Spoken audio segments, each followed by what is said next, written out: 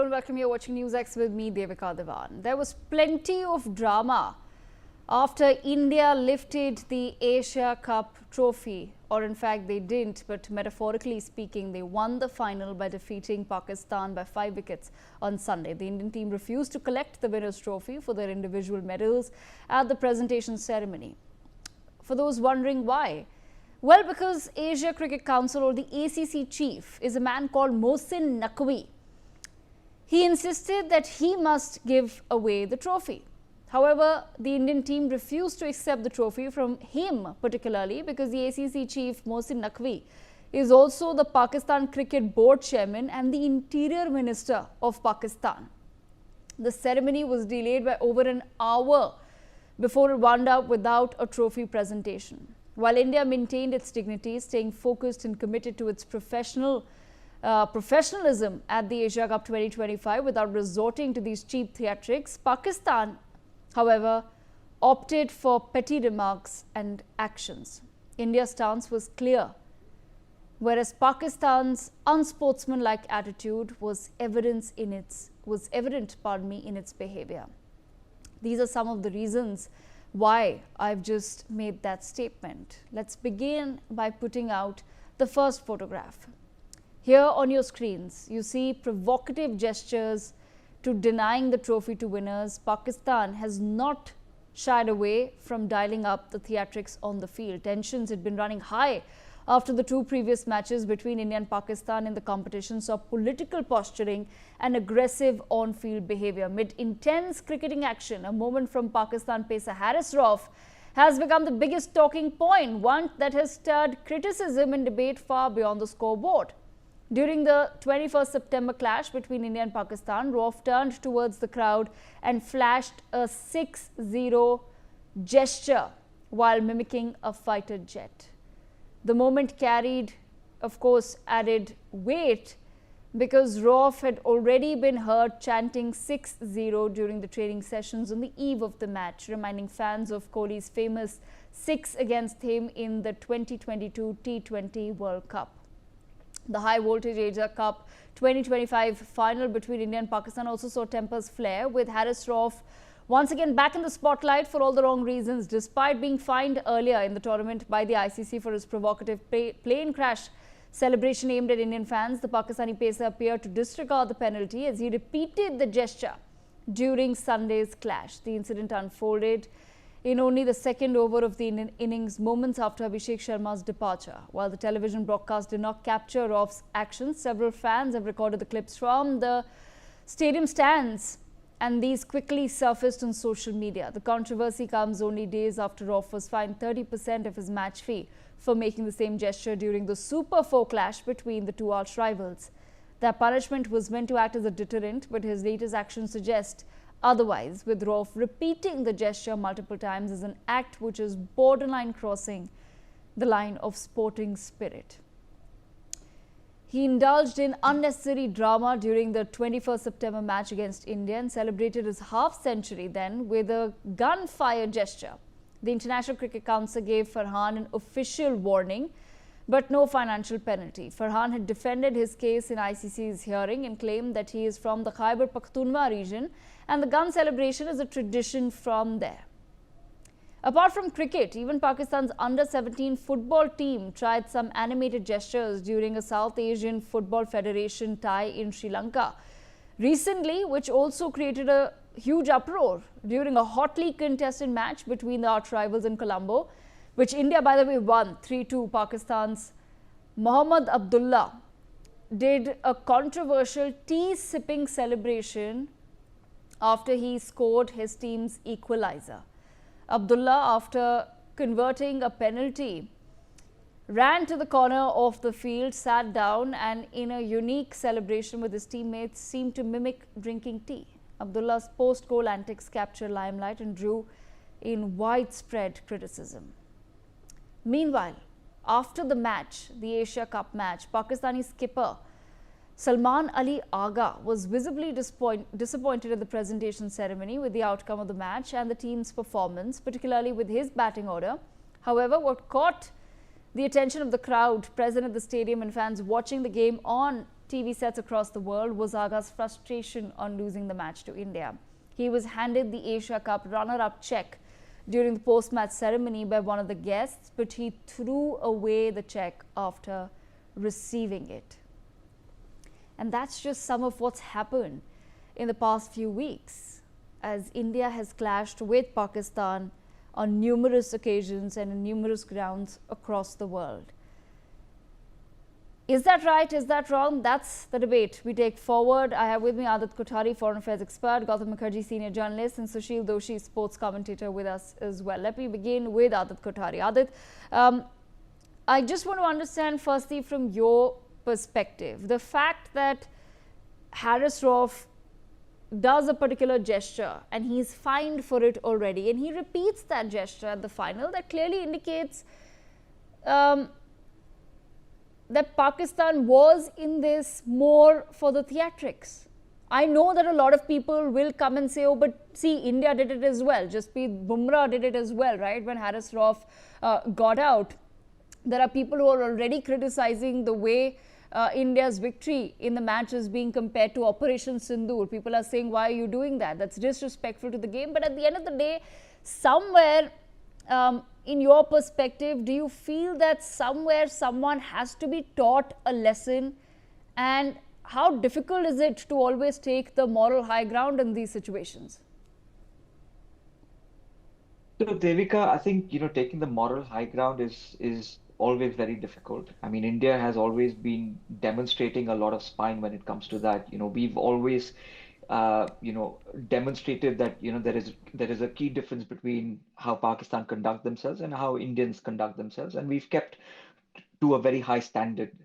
You'll recall in 1986 when Javed Miandad made all sorts of taunting chants and gesture to Kiran More, right through that into, say, 2000s, where you had the Waqar Yunuses of the world, Shahid Afridis of the world, saying all sorts of things, which basically portray a very pungent sort of Islamic othering kind of a sense.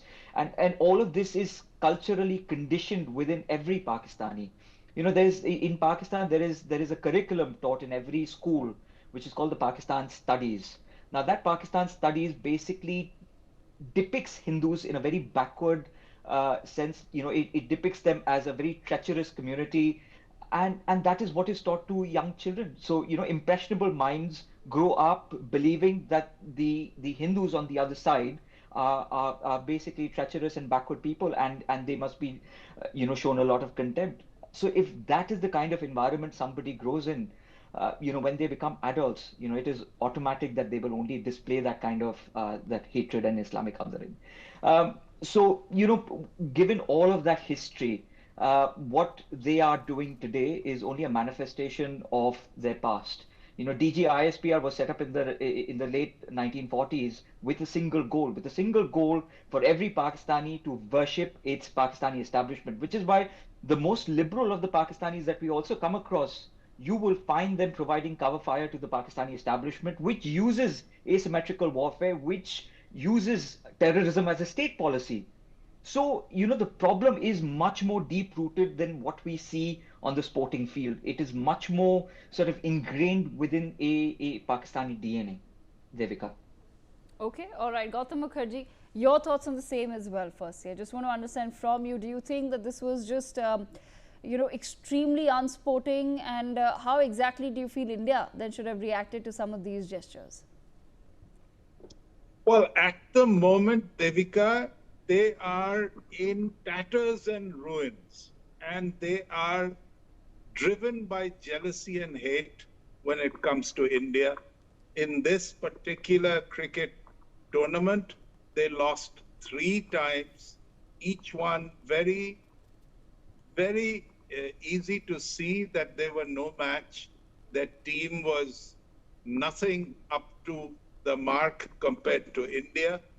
And this must leave them very frustrated. Within the country, they've got great troubles with breakaway movements in Khyber Pakhtunkhwa, in Balochistan, in Sindh. there'll be nothing left of them except West Punjab. Then they tell themselves a lot of lies, all about how they won Sindoor, how many planes they knocked down. They're dancing around with Trump, thinking that they're accomplishing something, and in the process, they're annoying their ironclad brother and friend, China. And China is slowly changing policy with regard to both India and Pakistan. So it is a horrendous situation for them. And, we just have to endure this while we watch the end game for Pakistan. Devika. Okay, all right. Sushil Doshi, bringing you into the conversation. Sushil, Mr. Doshi, I want to understand from you, how exactly is the sporting world reacting to some of the controversies that have taken place at the Asia Cup? I know a lot of conversation is now going online about how most of the decisions were not organic, that perhaps the BCCI was giving some sort of mandates to the players on how they need to really proceed as far as this particular tournament is concerned. But firstly, I just want to understand from you, how is the world of sports really reacting to everything that's happened, with players refusing to shake hands, with players refusing to accept trophies, with the ACC chairman going away with the trophy altogether? No, well, I have been talking to a few cricketers, both in India and from abroad, and I have learned from them that what they say is that Pakistan is totally getting inferiority complexes against Indian cricketers. They have been losing consistently in all departments, not only in cricket, but in other games also. Hockey, football, kabaddi, tennis, they are getting virtually, thrashed by India everywhere, all around. So they think that they are still living in the past, when they used to beat India, when Imran Khan and Wasim Akram and Zahir Abbas were there.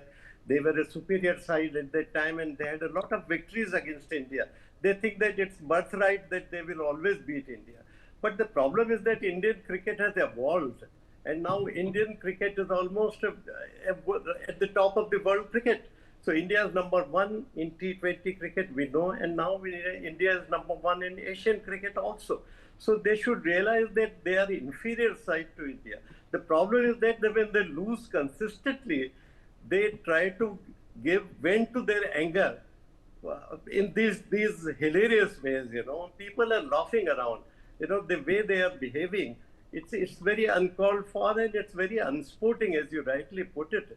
I think what they have to do is to evolve themselves, improve their quality of game. And India, as we all know, are far superior 1-to-1. I mean, if you can take, if you can, compare them 1-to-1, India is much better than their side. And they have been outclassed in all departments of the game, in all three games, and getting thrashed in all three games, it has to be said that they really tried to compensate, and they tried to put a fight in the last game. But that wasn't enough, because India shows character. And character comes when you are educated, when you are technically superior, and you've got self-confidence, and you've got experience. So what they lack is experience, self-confidence, and also the will to win.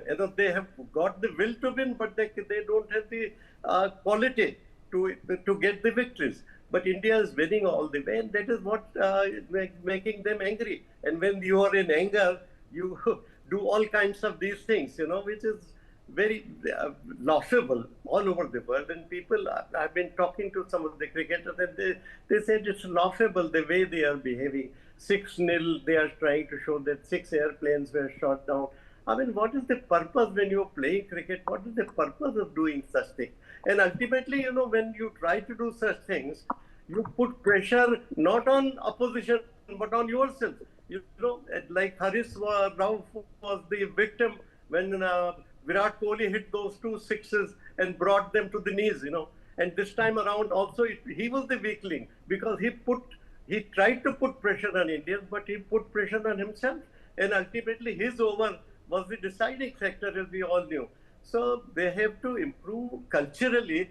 at culture comes when you're educated. Most of the Pakistani cricketers, the way they behave, the way they talk, they don't look very educated. And the problem, comes very clearly when you're not educated. You behave in such a manner that pleases some of the people, but it doesn't sound well when people all over the world, they see you live on television. It's a laughable stock.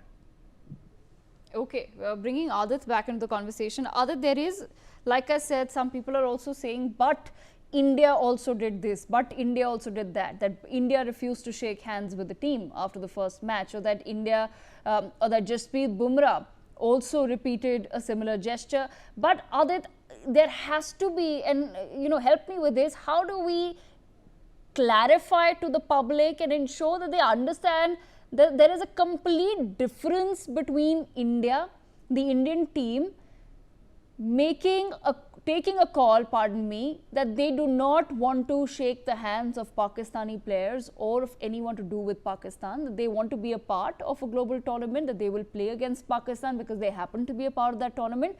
But beyond playing the game, they don't want to exchange any sort of pleasantries, versus the Pakistanis then coming back to the field and coming with these gestures. In a way, it's the Pakistani team that started all of this, that brought that disgrace to the tournament. So Devika, I think both Gautam Da and Mr. Doshi, I think, pointed out clearly that the Pakistanis are in absolute disarray. They are completely frustrated with the grand scheme of things happening both internally within the country and the kind of external treatment they are being meted with, and that is what was demonstrated on the cricket field as well. So when we speak about how Haris Rauf or anybody else is reacting, and how social media is basically calling the shaking of hands as the violation of the spirit of the game. A lot of social media posts have come out saying that if you don't shake hands, you're basically flouting the fundamental spirit of the game. The spirit of the game was flouted back in the 70s and 80s, where various teams actually refused to shake hands with the South African team. And that was because the South African team had breached that red line of, indulging in othering with their own sort of players at that point. And we have decided that the red line for us is terrorism.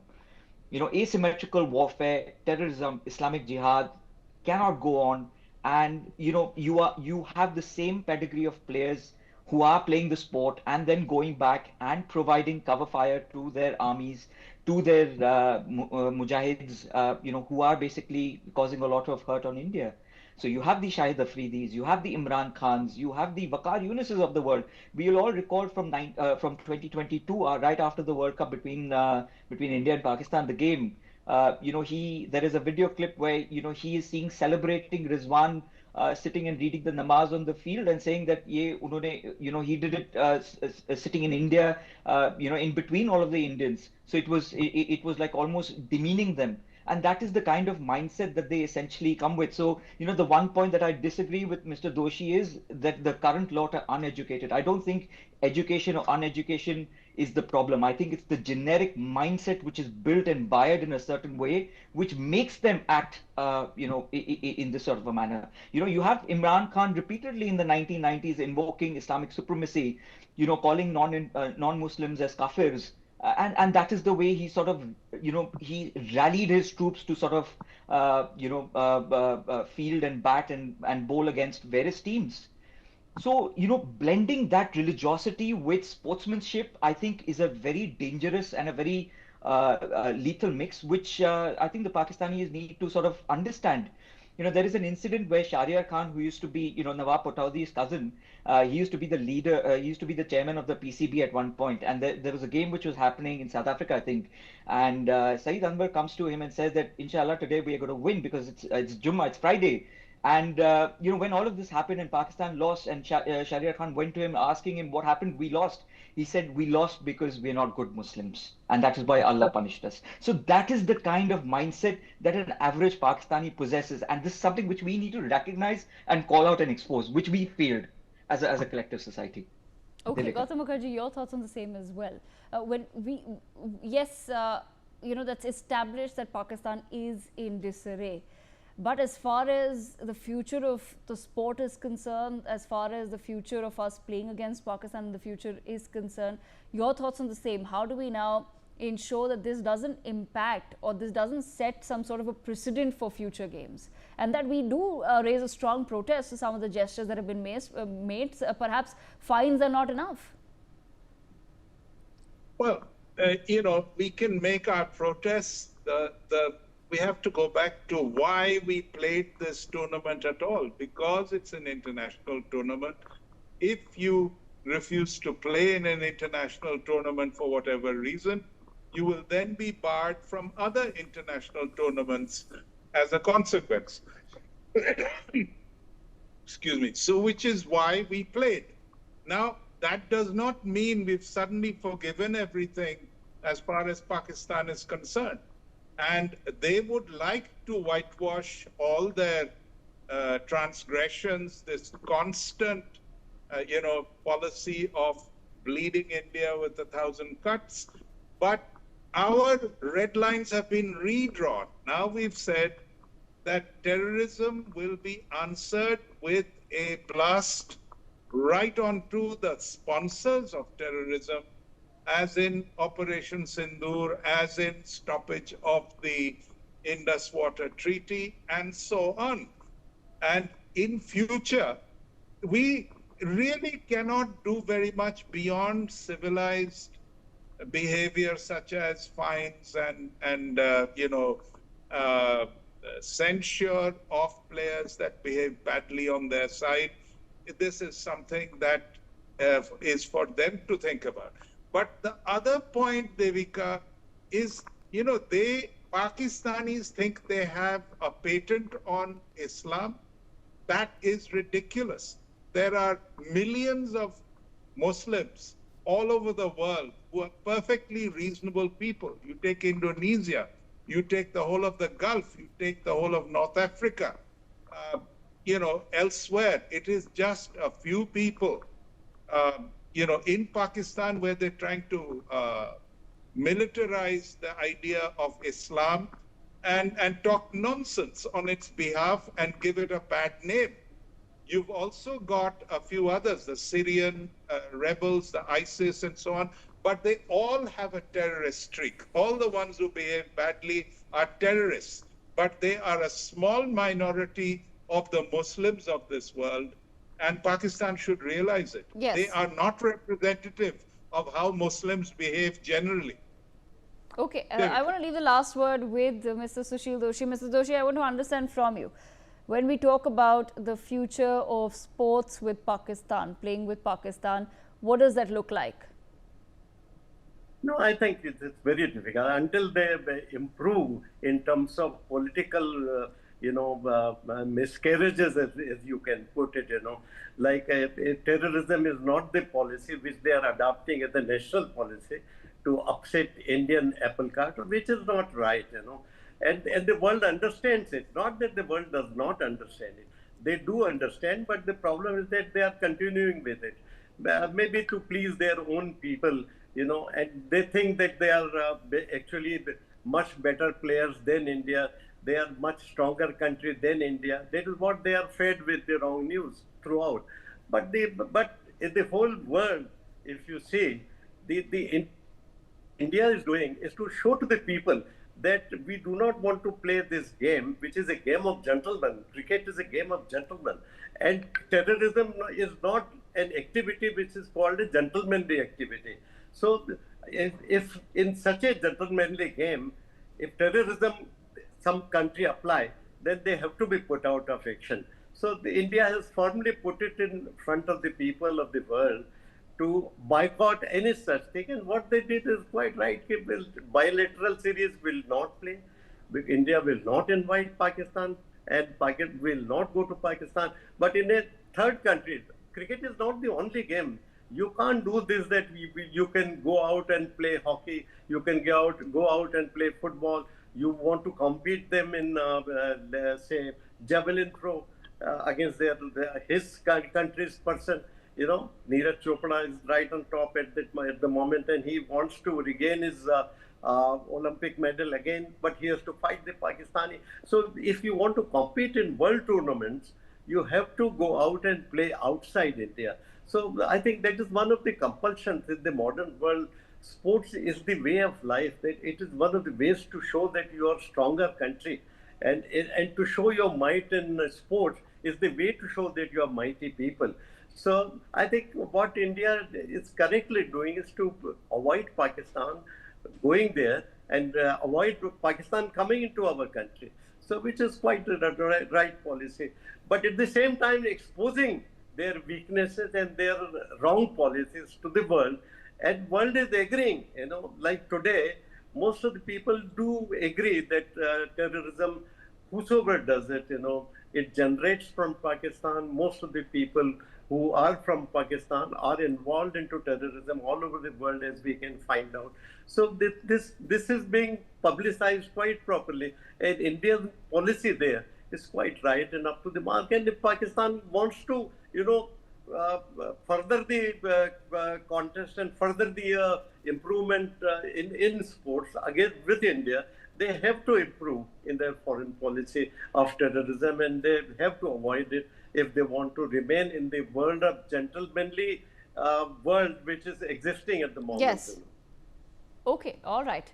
On that note, thank you to all of our guests for joining us to take this conversation forward. We move on to some breaking news coming in.